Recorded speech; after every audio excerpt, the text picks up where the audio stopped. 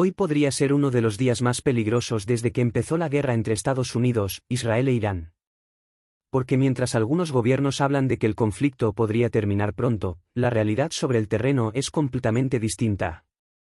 Los bombardeos se están intensificando, el petróleo ya ha superado los $100 y Teherán está amenazando con algo que podría afectar a todo el planeta, bloquear el flujo de petróleo en Oriente Medio. Y si eso ocurre, el impacto económico podría ser enorme. Vamos a repasar qué está pasando exactamente ahora mismo, porque las últimas horas están siendo especialmente intensas. Según fuentes militares estadounidenses, este martes podría convertirse en el día con más ataques contra Irán desde que comenzó el conflicto. Estados Unidos e Israel han intensificado las operaciones militares y están atacando diferentes objetivos estratégicos dentro del territorio iraní. Los bombardeos se están centrando sobre todo en bases militares, infraestructuras clave y posiciones vinculadas al programa de misiles iraní. El objetivo, según Washington y Tel Aviv, es reducir al máximo la capacidad de Irán para lanzar ataques contra Israel o contra bases estadounidenses en la región.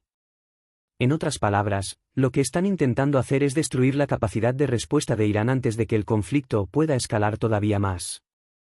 De hecho, fuentes del Pentágono aseguran que los ataques de los últimos días habrían reducido aproximadamente en un 90% la capacidad de lanzamiento de misiles de Irán. Si esta cifra es correcta, significaría que gran parte de los sistemas que Teherán utilizaba para responder a los ataques ya habrían sido destruidos o inutilizados.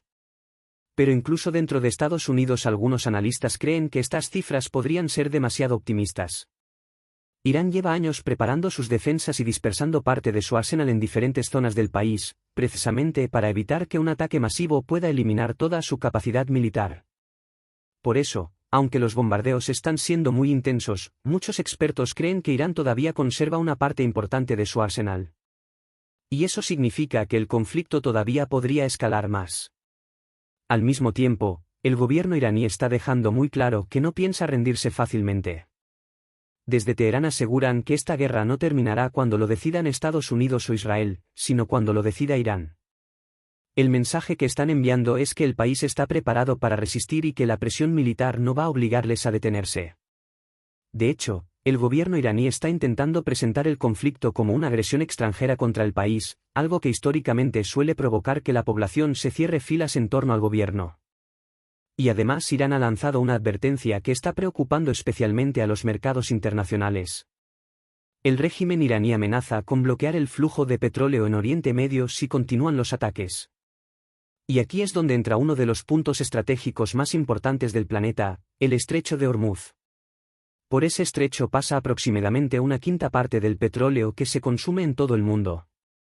Es una de las rutas energéticas más importantes del planeta y conecta el Golfo Pérsico con los mercados internacionales. Cada día miles de barcos petroleros atraviesan ese paso transportando crudo hacia Asia, Europa y otras partes del mundo. Si Irán decidiera bloquear ese estrecho, el impacto económico global sería inmediato. El precio del petróleo podría dispararse todavía más, el coste de la energía aumentaría en muchos países y los mercados financieros podrían entrar en una situación de gran volatilidad.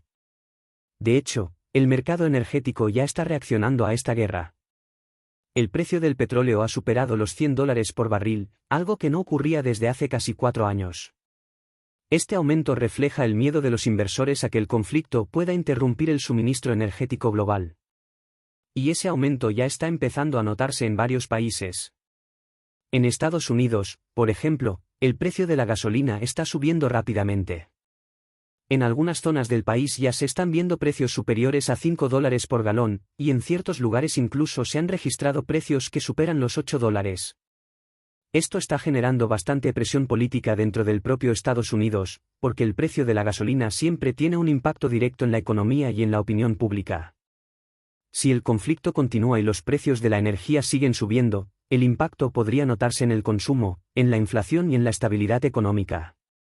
En medio de toda esta situación, el presidente Donald Trump ha enviado mensajes bastante contradictorios.